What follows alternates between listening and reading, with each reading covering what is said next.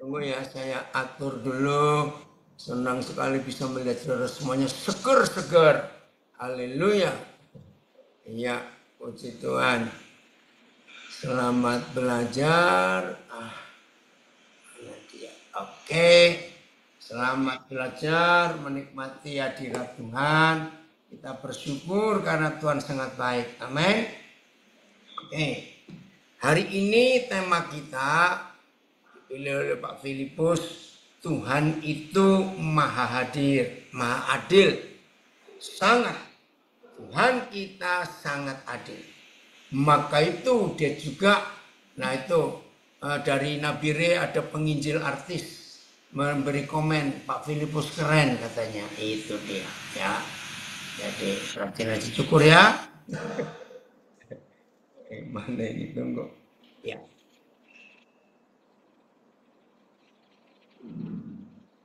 Salah satu sebutan atau nama Papa kita adalah adil. Itu nama Papa kita. Dia adil. Bahkan sangat adil. Tidak ada kecurangan sama sekali dalam hidupnya. Maka itu ketika Tuhan menyatakan diri di dalam keadilannya dan membela orang-orang tertindas, membela orang-orang yang tidak dianggap, maka kita bersyukur. Itu jaminan yang Tuhan beri buat kita semua. Jadi dalam kondisi setertekan apa, dalam keadaan seberat apa, dalam situasi yang sangat tidak enak, karena saudara-saudara diperlakukan tidak adil, hari ini kita akan belajar Tuhan itu adil. Kita buka Ulangan pasal 32. Shalom David. Ulangan 32. David, Papa masih tunggu yang tanggal 23 Juni bagaimana? 22 ya. Ulangan pasal 32. Lihat ayat 2. Ulangan 32 ayat 2. Oh, maaf. Tuhan itu setia benar, bukan ayat 2 berarti ya. Fel, coba keluarkan semua satu terjemahan aja. Oke. Tunggu. Terus naik lagi. Pelan-pelan coba. Nah, mulai ayat 4. Gunung batu yang pekerjaannya sempurna. Saudara, Musa, hamba Tuhan yang hebat itu, menyebut Bapa di surga Yahweh Tuhan dengan beberapa sebutan untuk menggambarkan betapa dahsyatnya Tuhan itu. Nah, salah satu sebutan yang Musa pakai tentang atau untuk Tuhan, gunung batu. Nah, saudara, kalau kita mendengar kata gunung batu, maka satu yang muncul di benak kita, kokoh, kuat, tidak tergoyangkan. Nah, itu gunung batu. Nah, itu Papa kita di surga. Gunung batu yang pekerjaannya sempurna. Ada suara dari mana itu yang belum di-mute? Bisa tolong. Oh, lapas kelas 2 mana Batam. Oke, makasih. Lalu yang kedua, karena perhatikan, segala jalannya adil. Apa itu adil? Arti adil itu tidak berpihak. Arti adil itu tidak pilih kasih. Arti adil itu salah, benar itu benar. Putih itu putih, hitam itu hitam, tidak abu-abu. Oke. Yang ketiga, setelah pekerjaannya sempurna, setelah Papa kita tuh jalannya adil, yang ketiga, dia itu setia. Nah, ini luar biasa. Ternyata antara keadilan dan kesetiaan itu satu bagian yang tidak bisa dipisah. Suami yang setia kepada istrinya, istri yang setia pada suaminya, pasti adil kepada anak-anaknya. Tapi kalau suami tidak adil kepada istrinya, itu karena dia tidak setia. Bagaimana? Karena cintanya dibagi. Mungkin untuk ibunya, atau mungkin ada wanita idaman lain. Betul tidak, saudara? Jadi kesetiaan dan keadilan itu satu paket yang tidak bisa dilepaskan. Maka itu suami yang setia kepada istri pasti tidak membagi cintanya karena dia adil. Tolong para suami, kalau pria sudah menikah, walaupun ibu sudah tua, maaf, tetap istri nomor satu, bukan mama. Ya, jadi perselingkuhan tidak hanya terjadi karena ada pil atau will, istilahnya pria idaman lain atau wanita idaman lain. Ternyata bagi siapapun yang sudah menikah tapi lebih berat kasih sayangnya ke orang tuanya, itu tidak adil. Karena cinta nggak bisa dibagi.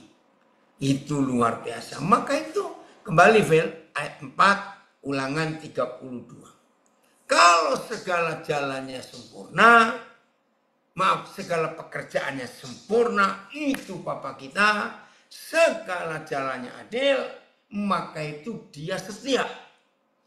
Terus yang keempat, dengan tidak ada kecurangan, itu adil. Enggak ada kecurangan, tidak memihak. Saya ulangi, kalau salah dikatakan salah, kalau benar dikatakan benar, kalau putih ya putih, hitam ya hitam, tidak ada abu-abu. Lalu diulangi lagi, adil dan benar dia. Coba lihat berapa terjemahan. Terima kasih Bapak, kami dimiliki oleh satu pribadi yang sangat adil. Ayat, dialah gunung batu, karyanya sempurna, karena adil segala jalannya, dan Tuhan yang setia, tanpa ketidakadilan. Nah, terjemahan ayat kan digabung. Setia itu pasti adil, tanpa ketidakadilan. Oke, Rio, Papa tunggu nanti malam ya. Dia adil dan benar. PIS. Ya, PIS. Yahweh pembelamu. Nah, ini tadi yang saya awal katakan, yang hari-hari ini sedang terpojok, terpuruk, terhimpit, terjepit, diperlakukan tidak adil oleh orang-orang tertentu. Diam, nantikan keadilan Tuhan mendemonstrasikan di dalam hidup setiap saudara yang tertindas. Saya ulangi, tunggu saja, waktu Tuhan akan datang. Saya ulangi, PIS. Yahweh pembelamu yang perkasa. Terima kasih Bapak. Karyanya sempurna. Dan semua jalannya adil. Tuhanmu setia. Tidak ada kecurangan padanya. Ia melakukan yang baik dan benar. TSI. Yahweh bagaikan gunung batu, tempat kita berlindung. Terima kasih. Aman. Segala yang dia lakukan sempurna dan benar-benar adil. Tidak memihak. Dia selalu setia, menepati janjinya, dan tidak pernah berbuat salah. Betul. Seorang gembala, ibu gembala dari Medan. Amin. Waktu Tuhan adalah lautan terbaik. Betul, Freli. Saya ulangi. Yahweh bagaikan gunung batu, tempat kita berlindung. segala yang dia lakukan sempurna, hebat, dan benar-benar adil. Dia selalu setia menepati janjinya dan tidak pernah berbuat salah. Haleluya. Apa kita sehebat itu, tidak pernah berbuat salah. Saya sapa ini saudara saya orang hebat. Orang Belanda tinggal di Bandung. Hatat met jou, meneer Van Dis. Ya. Waar ben je? Namun senang bisa ketemu. Dia selalu setia menepati janjinya. Keren ya? Tidak pernah berbuat salah. Itu Papa kita. Dia sungguh adil dan jujur. Terima kasih Bapak. VMD-nya, coba. Ini loh, Papa kita tuh sehebat ini, saudara. Sudah jangan takut dengan fitnaan. Jangan takut dengan tindasan. Jangan takut dengan ketidakadilan. Jangan takut dengan perlakuan jahat atas hidup kita dari orang-orang tertentu. Tenang, Papa kita adil. Yahweh adalah batu karang. Dan pekerjaannya sempurna. Semua jalannya benar semua. Tuhan adalah benar dan setia. Terima kasih. Ia baik dan jujur. Aduh, mau apa lagi? KSKK. Dialah gunung batu dan sempurna dalam segala perbuatannya. Dialah Tuhan yang setia, benar, adil, dan tidak curang. TMV. Yahweh pembela kamu yang perkasa. Dia sempurna dan adil dalam segala perkara. Tuhan kamu setia. Terima kasih. Tidak ada kecurangan padanya. Dia melakukan yang baik dan yang benar. Terima kasih Bapak. Efaya, dialah gunung batu, kokoh, kuat. Pekerjaannya sempurna. Segala yang dilakukannya adil. Ia setia, adil dan benar. Tidak pernah salah. Terima kasih Bapak. Hebat ya, woi anak saya dari LA. Haleluya, betul nak. Papa kita luar biasa. Oke, kita lanjut. Setelah kita melihat ini, Papa kita yang hebat. Hanya di satu ayat. Ulangan 32 ayat 4 ini. Betul, dari Medan ada yang komen. Terima kasih. Ya, tidak pernah salah, tidak pernah ingkar. Betul, hebat sekali. Nah, satu saja yang seringkali kita sebagai manusia kalah dalam menanti keadilan Sang Adil. Saya ulangi, satu hal saja yang membuat kita kalah. Ya, dalam menantikan keadilan Sang Adil. Tolong catat, enggak sabar. Ini loh, tidak sabar. Saudara, Papa kita punya waktu. Masih ingat Pengkhotbah 3 ayat 11? Yahweh Tuhan membuat segala sesuatu indah pada waktunya. Itu dia Jun, makasih kamu gabung nak. Papa itu ya Pengkhotbah 3 ayat 11. Ya cari nanti. Papa itu membuat segala sesuatu indah pada waktunya. Nah, hampir semua kita gagal menantikan keadilan Sang Adil bukan karena tidak berdoa. Bukan karena tidak puasa.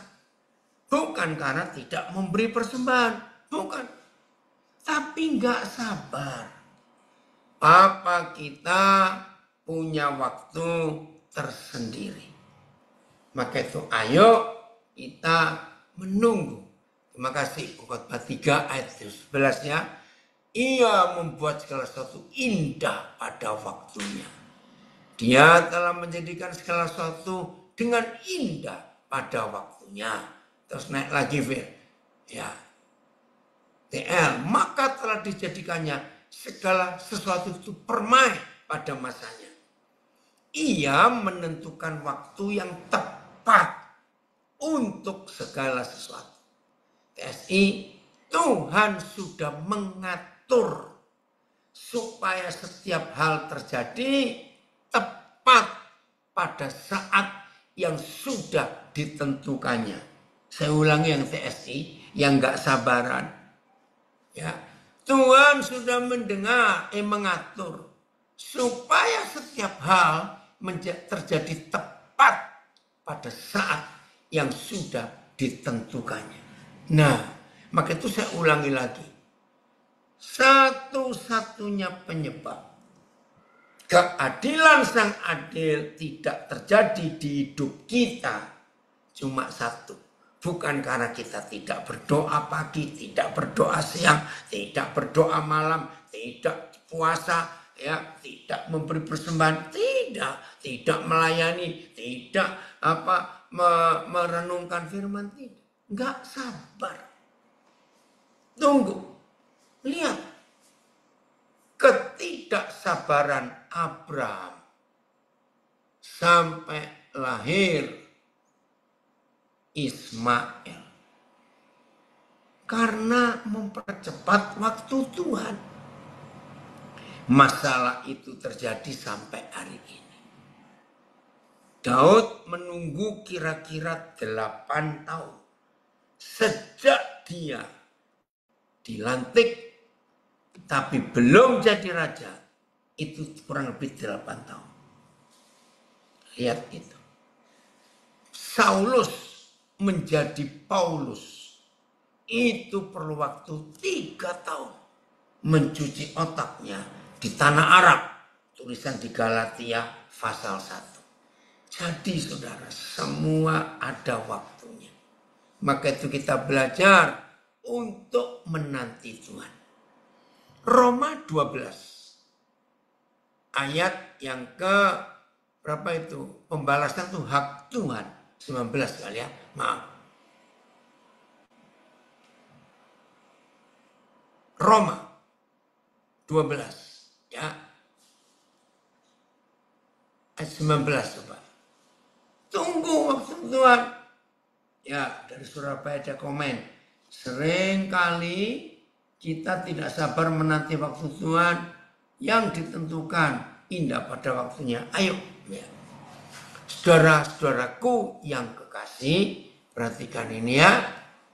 Janganlah kamu sendiri menuntut pembalasan, tetapi berilah tempat kepada murka Tuhan.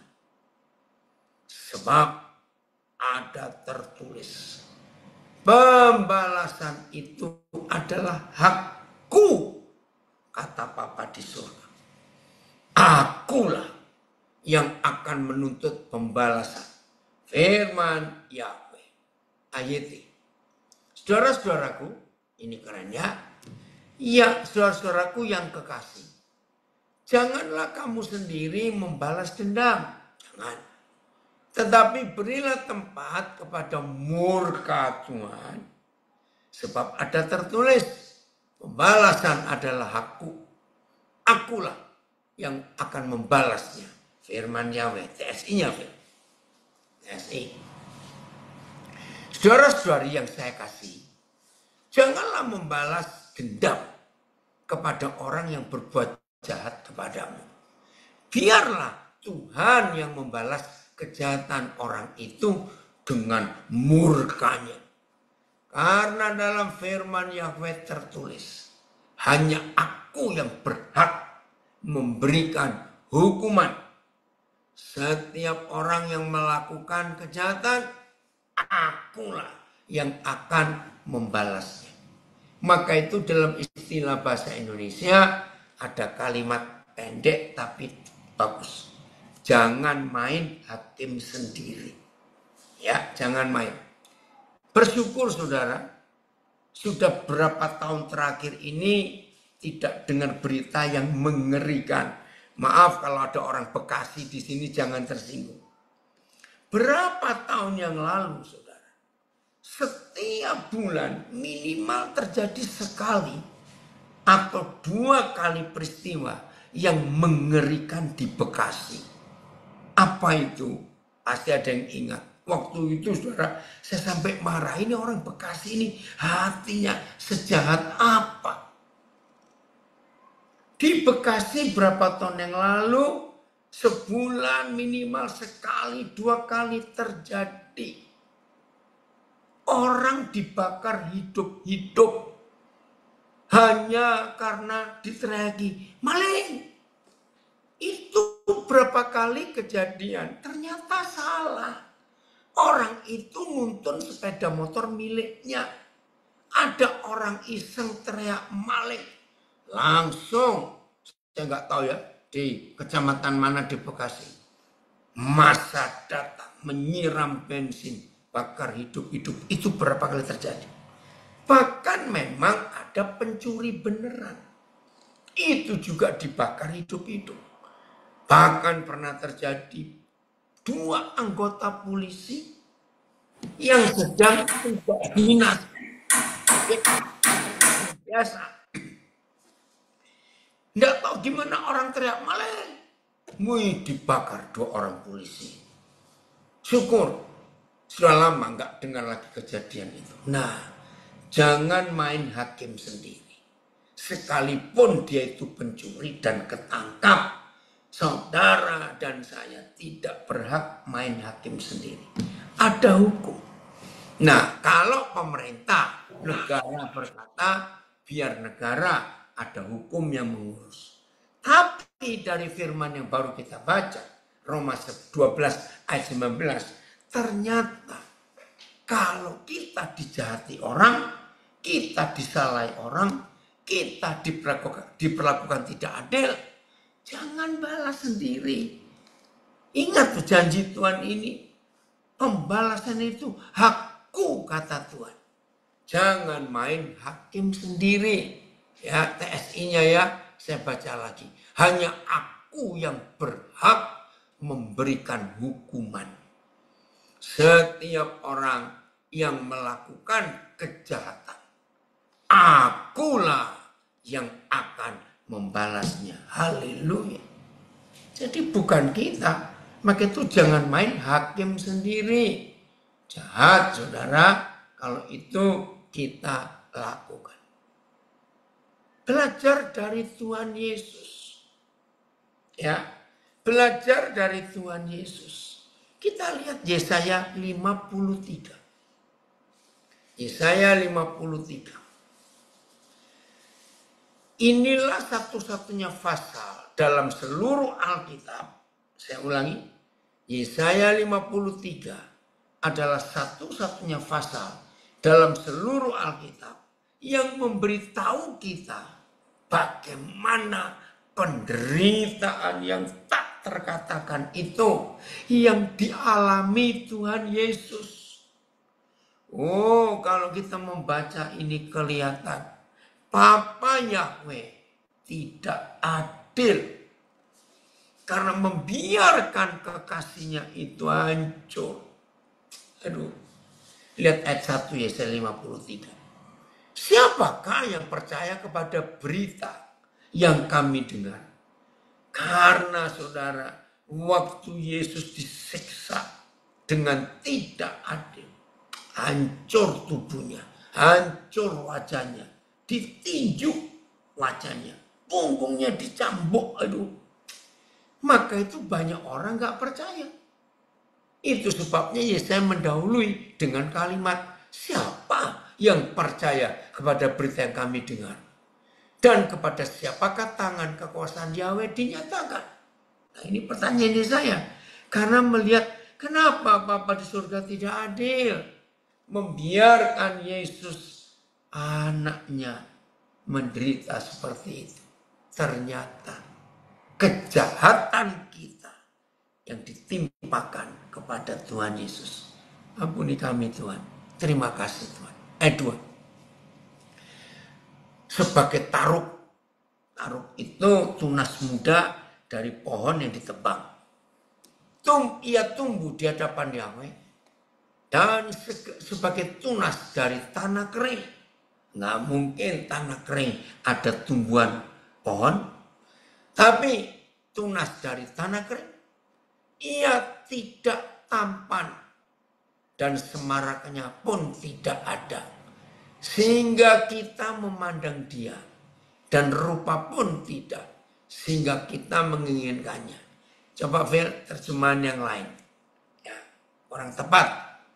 Ayat yang kedua. Ayat ini. Sebab dia tumbuh di hadapannya seperti tunas muda. Seperti akar dari tanah yang kering. Dia tidak memiliki bentuk apa ataupun kemuliaan. Enggak ada. Mukanya hancur. Kepalanya ditancapin duri. Punggungnya hancur. Enggak ada bentuk ataupun kemuliaan. Sehingga kita harus memandangnya. Ataupun memiliki keindahan. Sehingga kita menginginkannya. Enggak ada. Hancur. Bukan cuma jelek Tuhan Yesus waktu itu. PS. Yahweh mengendaki hambanya itu. Seperti tunas yang tumbuh di tanah yang gersang. Tidak ada yang indah padanya untuk kita pandang. Tidak ada yang menarik untuk kita inginkan. MLT, ya, dia tumbuh bagaikan tunas muda di hadapannya dan bagaikan akar dari tanah yang kering. Dia tidak mempunyai bentuk ataupun kemuliaan sehingga kita memandangnya ataupun rupa. Jelek hancur sehingga kita menginginkannya. Ayat 3. Kenapa dia mengalami ini? Ini loh keadilan Bapa di surga. Ayat 3. Ia dihina. Dihindari orang. Kenapa orang menghindar? Melihat wajah hancur. Kepala ada duri, darah mengucur. Punggung hancur. Ia dihina dan dihindari orang. Seorang yang penuh kesengsaraan. Dan yang biasa menderita. Ampun Tuhan, ampun. Maaf, dan yang biasa menderita kesakitan. Ia sangat dihina. Sehingga orang menutup wajahnya terhadap dia. Dan bagi kita pun dia tidak masuk hitungan. Ya. Ayat dia sangat dihina dan ditolak manusia. Orang yang penuh dengan kesengsaraan dan menderita kesakitan. Orang lain menutup muka mereka kepadanya karena ngeri, saudara. Dia sangat direndahkan. Dan kita pun tidak menghargainya. PS, kita menghina dan menjauhi dia. Orang yang penuh sengsara. Dan biasa menanggung kesakitan. Biasa menanggung kesakitan. Tak seorang pun mau memandang dia. Dan kita pun tidak mengindahkan dia. Itu Yesus. Gara-gara kita. Ayat 4. Ayat 4. Nah, bagaimana sang adil? Tetapi ini dia. Tetapi penyakit kita lah yang ditanggungnya. Dan kesengsaraan kita yang dipikulnya. Padahal kita mengira dia kena tulah, dipukul dan ditindas Tuhan. Nah ini agama. Agama itu selalu membuat Tuhan jadi korban. Orang beragama, kalau umatnya ada yang kecelakaan, ada yang menderita, oh pasti dia dihukum. Oh pasti dia dosa. Begitu biasanya orang beragama suka menghakimi orang. Tapi tidak dengan Tuhan Yesus. dia kena tulah, dia sangat dihina, hancur. Itu karena kita. Nah, ini keadilan Tuhan. Kenapa hal seperti itu disebut adil? Iblis, setan, neraka tetap menuntut kita untuk bayar dosa. Oh, yang dari setan gak ada yang gratis. Ingat itu. Yang dari setan gak ada yang gratis. Kok enak? Nah, ketika setan menuntut kita bayar dosa itu. Ingat Roma 3, Roma 6:23, upah dosa itu kematian. Woi, ngeri sekali. Nah, saudara, ketika hukuman itu harus kita terima, harus wajib kita terima. Papa berbelas kasihan kepada kita.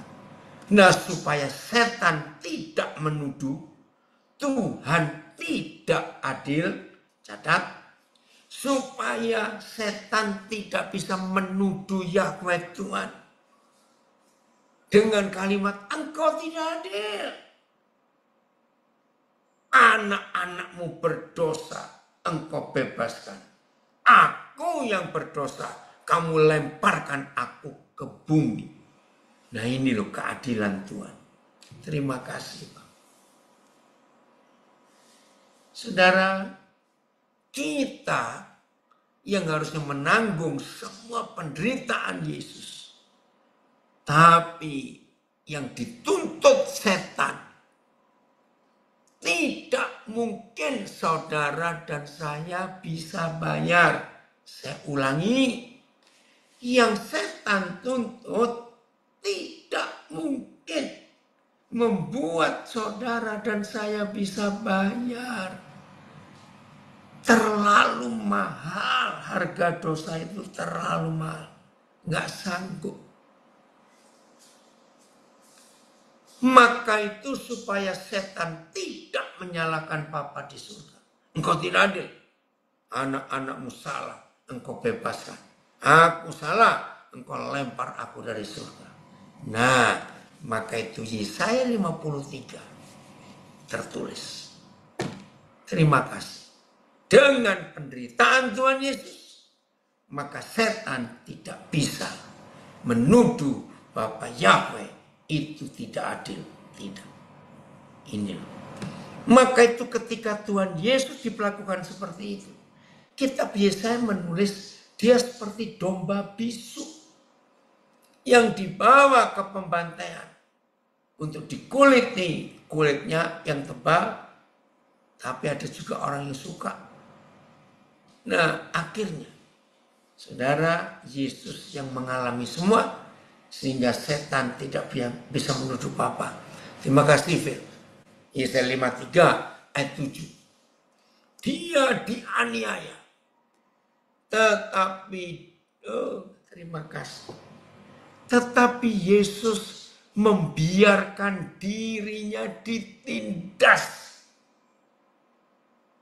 Lihat kalimat berikut. Tidak membuka mulutnya. Diam. Dia hanya gigit bibir. Ditindas. Dan tidak membuka mulutnya. Seperti anak domba yang dibawa ke pembantaian. Seperti induk domba yang keluh di depan orang-orang yang menggunting bulunya. Ia tidak membuka mulutnya. Ini kalau saya baca ayat ini, ingat minggu yang lalu waktu hari raya Idul Adha. Saudara, kalau saya nggak salah, ini kali pertama ya umat Muslim merayakan hari kurban. Baru kali ini loh, banyak sapi yang bedal. Sapi lari ketika mau disembelih, tidak mau. Itu hari-hari itu tiap hari di TV ditunjukkan sapi lari, sapi nabrak orang, macam-macam. Bayangkan, binatang, hewan, korban ini tahu kalau dia mau disembelih. Maka itu mereka lari, mereka meronta, saudara. Enggak tahan, takut. Tapi Yesus tidak. Dia jadi domba bisu. Dia menyerahkan nyawanya rela. Dia menyerahkan tubuhnya dihancurkan. Dia rela. Terima kasih Bapak. Yesus luar biasa. Nah, ini keadilan Tuhan. Mau menjadi korban. Maka itu saudara, ketika kita harus dikorbankan, ya sudah. Ini kesaksian kemarin pagi. Ya, saya harus pelayanan di gereja di daerah Bintaro, Jakarta. Nah, itu dari Sabtu sore, anak saya yang mau jemput sudah pesan, Pak, agak jauh dari tempat Papa nginap. Paling cepat kalau tidak macet itu 45 menit. Ya udah, jadi saya kebaktian mulai jam 9, tapi saya harus ngeset ya untuk Zoom semuanya. Saya bilang kalau gitu jemput Papa 7:30 ya supaya macet-macetnya 8:30 lah nyampe. Ternyata jam 7:15 kok nggak ada berita. Telepon nggak bisa. Wah, ketiduran ini. Nah, begitu 7:30 nggak bisa juga saya berangkat. Nah, saya itu punya kebiasaan untuk apa saja saya minta Roh Kudus yang nuntun. Biasanya kalau saya cari taksi, ya itu di rumah anak kami, apartemen, itu saya biasanya panggil security, ya panggilkan taksi, gitu. Tapi kemarin pagi itu unik. Roh Kudus menuntun saya, kamu ke pangkalan taksi. Nah, saya mikir, yang pangkalan taksi yang dimaksud itu di mall. Agak jauh kalau saya jalan. Dan pikiran saya bantah. Kalau mall belum buka, tidak ada taksi mangkal di situ. Tapi nggak tahu kenapa Roh Kudus gerakannya saya ikut saja.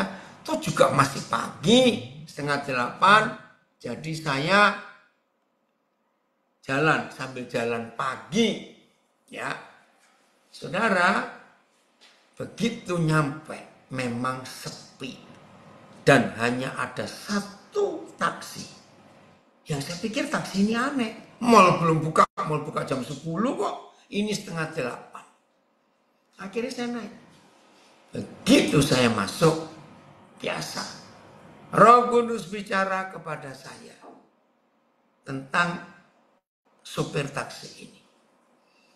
Nah, maaf, saya baca namanya, itu kebiasaan saya, jelas nama Muslim Arab. Akhirnya saya ngomong tentang apa yang Roh Kudus katakan. Dia kaget. Kok saya bisa tahu? Ya, saya cerita. Itu Nabi Isa. Nah, yang lebih hebat lagi, dia tuh kelahiran Manokwari. Nah, padahal Minggu malam, ya tadi malam, saya tuh berangkat dari Jakarta ke Manokwari. Wah, akhirnya cerita daerah Manokwari. Dan saya tahu desa kelahirannya namanya Oransbari. Wah, lebih nyambung lagi, saudara. Nah, setelah ngomong, ya perjalanan lumayan jauh, masuk lagi ke pembicaraan tentang ayah. Iya, betul Pak. Saya nggak tahu kenapa Abah, yang manggil Abah ya, nggak sayang saya. Ya udah, mulai hari ini anggap saya ini abahmu. Ngomong dia senang sekali, saudara, senang. Pas mau nyampe, dia bilang, Pak, boleh nggak nanti malam saya jemput? Nah, logikanya, kalau saya naik taksi lagi ke bandara saya bayar. Padahal ada anak saya mau jemput, mau ngantar ke bandara. Nah, saudara, ini loh keadilan Tuhan. Pagi-pagi harusnya saya dijemput, nggak perlu bayar taksi, yang jemput ketiduran. Malam mau ke bandara ada yang ngantar, tapi satu jiwa ini dia belum puas ketemu saya untuk ngomong. Ya udah, yang mau jemput saya batalkan. Keluar uang lagi saya, ya, demi satu jiwa ini. Nah, pas turun, ya sudah saya bayar. Tiba-tiba Roh Kudus gerakkan. Kamu peluk dia. Saya peluk dia. Saudara, terbang ke Sorong. Tadi pagi waktu landing di Sorong, saya buka WA saya. Aduh, ternyata sopir taksi ini yang berkata, selama saya hidup, abah saya nggak pernah peluk saya. Wih, saya kaget. Nah, berarti menyatakan keadilan harus ada korban. Saya ulangi, untuk menyatakan keadilan harus ada korban. Dan itu Yesaya 53. Dengan korban Yesus Kristus Tuhan kita, setan tidak bisa menuduh Yahweh Tuhan, Bapa kita di surga, bertindak tidak adil. Jadi kalau saudara dan saya ingin menyatakan keadilan,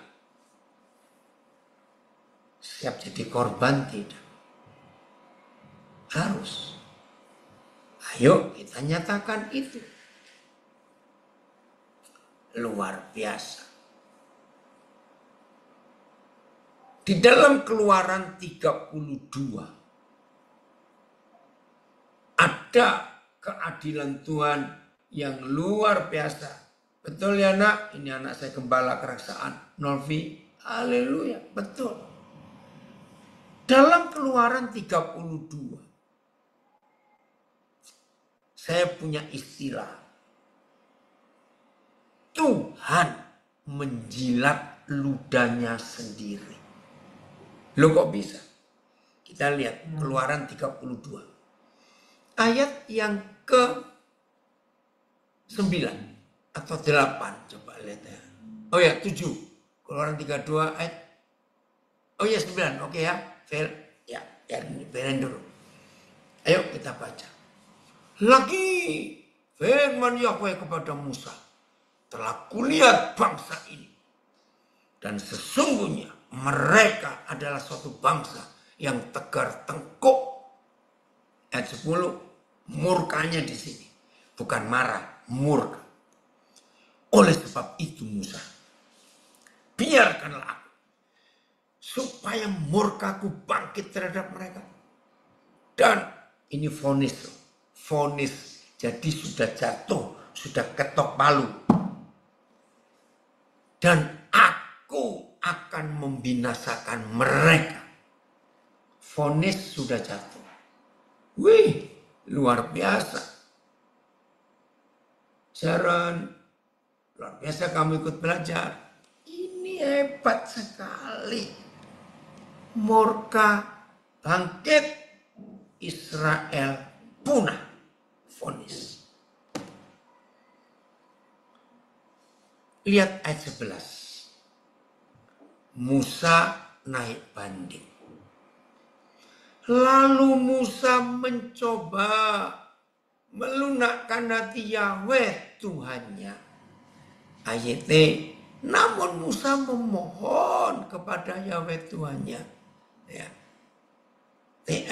Tetapi Musa menyembah sujud di hadapan hadirat Yahweh Tuhannya. BIS, Musa memohon kepada Yahweh Tuhannya. TSI, tetapi Musa memohon kepada Yahweh Tuhannya. Janganlah engkau menghanguskan mereka dengan murkamu itu. Musa naik banding. Ya, nanti baca sendiri. Waktunya saudara panjang lebar. Musa naik banding. Dan cara Musa naik banding itu dengan menggunakan hukum yang Tuhan tulis. Maka itu ketika hukum yang Yahweh Tuhan tulis dan katakan kepada orang Israel, itu diungkap oleh Musa. Nah, maka itu bagi yang nunggu PP, nunggu remisi, ada nggak poin-poin tambahan? Bersyukur kepada pemerintah kita, Kementerian Hukum dan Hak Asasi Manusia. Buat kita yang Kristen, yang Nasrani, setiap Senin, Rabu, Jumat pagi seperti sekarang ini, saudara warga binaan diwajibkan untuk ikut belajar. Lalu ada absensi. Nah, absensi itu akan menjadi poin tambah untuk saudara mendapat pembebasan bersyarat, remisi, dan banyak manfaat lain lagi. Maka itu berharap ya anak-anak saya, warga binaan siapapun, jangan main curang. Nggak serius ikut ibadah, pokoknya nongol. Ya difoto, ada foto saudara, dikirim ke Dirjen Pas. Maaf, jangan begitu. Gunakan kesempatan. Ya walaupun ada yang Padang keluar, Tangerang keluar, ya apalagi tadi ya, oke. Ayo serius gunakan. Saudara, setelah panjang lebar, Musa mengungkapkan kaget. Ayat 14. Coba kita lihat. Mengagetkan. Ayat 14. Ini loh yang saya pakai istilah. Ampuni kami Tuhan. Yang maha adil, yang maha besar, yang maha kudus, maha kuasa. Menjilat ludahnya sendiri. Dan menyesal Yahweh. Menyesal. Karena malapetaka yang dirancangkannya atas umatnya. Ayat Yahweh pun mengubah niatnya mengenai malapetaka atau hukuman yang telah difirmankannya terhadap umatnya. PS, maka Yahweh mengubah niatnya dan tidak jadi melaksanakan ancamannya untuk menimpa bangsa itu dengan malapetaka. Maaf, kalau ada yang gak setuju gak apa-apa. Tapi saya menemukan yang maha besar, yang maha kudus, berani menjilat ludahnya sendiri. Jangan sombong di antara kita. Kalau kita buat peraturan, dan ternyata peraturan yang kita buat tidak cocok, berani rendah hati, minta maaf, dan mengubah. TSI, maka Yahweh membatalkan niat untuk membinasakan umatnya. Ini loh keadilannya. Dia korbankan harga dirinya. Yang sudah, maaf saya pakai istilah, sudah emosi. Tapi Musa naik banding. Berubah. Hebat sekali. Saudara, ini keadilan Tuhan. Oke, bagian terakhir. Yeskiel berapa Fel? 18 ya. Coba lihat. Nah, tapi kalau kita memang gak mau bertobat keras hati, ya keadilan jalan. Tetap jalan keadilan itu. Dan jangan salahkan Tuhan. Yeskiel 18. Ayat yang ke-20-an, 20 Fel. Coba lihat. Yeskiel 18 mulai 20 berapa? Ya, 19. Ya. Oh ya. Ayat berapa Fel? Oh, ayat 21. Ya. Oke. Tetapi maaf ya. Yeskiel 18 ayat 21. Tetapi jikalau orang fasik itu orang jahat, bertobat dari segala dosa yang dilakukannya dan berpegang pada segala ketetapanku, serta melakukan keadilan dan kebenaran, ia pasti hidup. ia tidak akan mati. Ini adil. Segala durhaka yang dibuatnya tidak akan diingat-ingat lagi terhadap dia. Ia akan hidup karena kebenaran yang dilakukannya. Apakah aku berkenan kepada kematian orang fasik? Demikianlah firman Yahweh Tuhan. Bukankah kepada pertobatannya supaya ia hidup? Ini hati Papa kita yang ada. Tapi, lihat ayat 24. Tapi, jikalau orang benar sudah bertobat, mengikuti jalan Tuhan, tapi berbalik, kembali ke hidup yang lama. Ya, jikalau orang benar berbalik dari kebenarannya dan melakukan kecurangan seperti segala kekejian yang dilakukan oleh orang fasik, apakah ia akan hidup? Segala kebenaran yang dilakukannya tidak akan diingat-ingat lagi, habis. Ia harus mati. Nah, ada kata ini.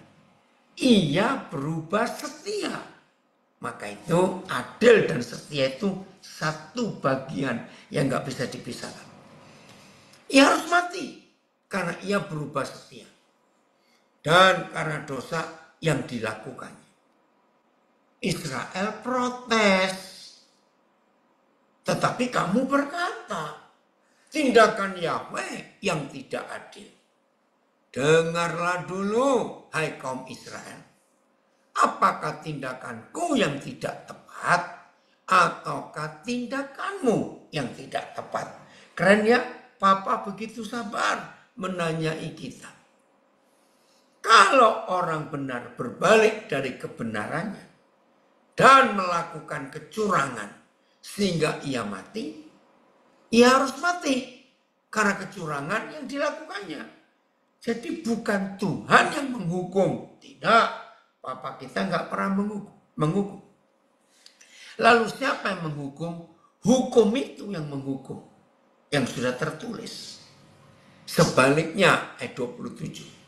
Kalau orang fasik, keren ya, bertobat dari kefasikan yang dilakukannya dan ia melakukan keadilan dan kebenaran, ia akan menyelamatkan nyawanya. Jadi bukan Tuhan dalam hal ini, hukum itu yang menyelamatkan.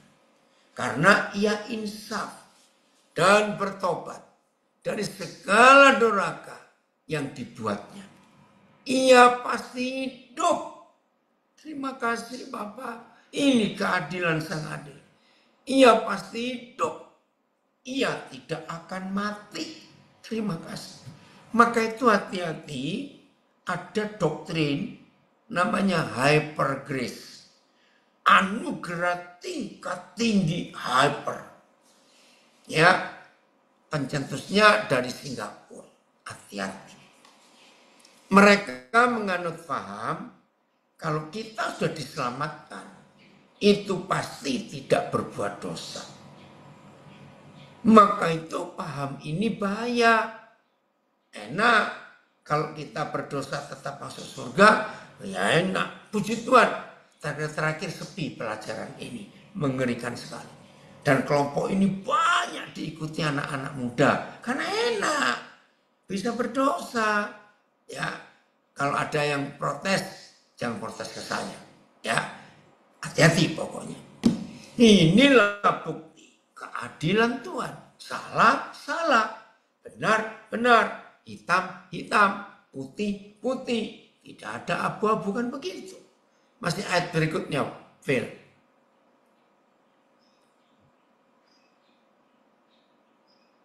Ayat 29.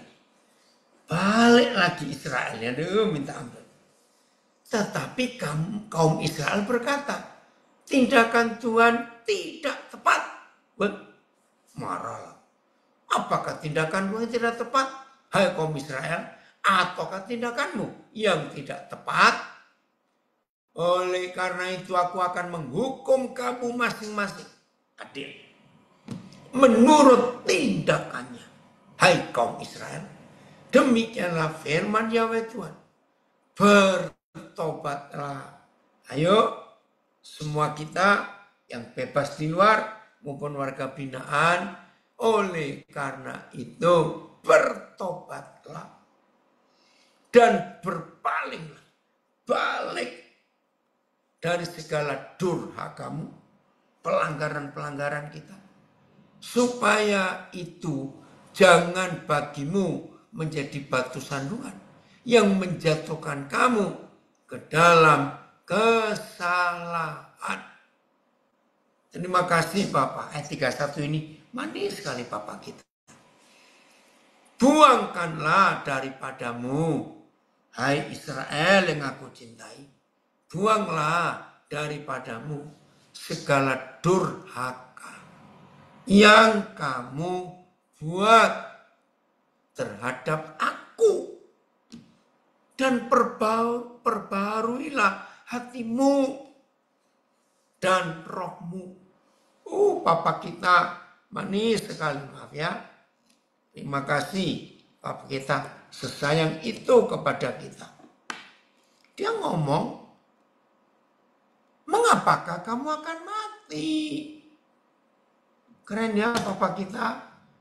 Luar biasa. Mengapa kamu harus mati? Nggak usah mati. Aku sayang kamu. Hai kaum Israel. Ya, ayo saudara, mulai hari ini kita hidup sungguh-sungguh melakukan kehendak Tuhan. Menyatakan keadilannya. Oke Phil, sebelum ditutup, coba tambahkan. Kenapa milih tema ini?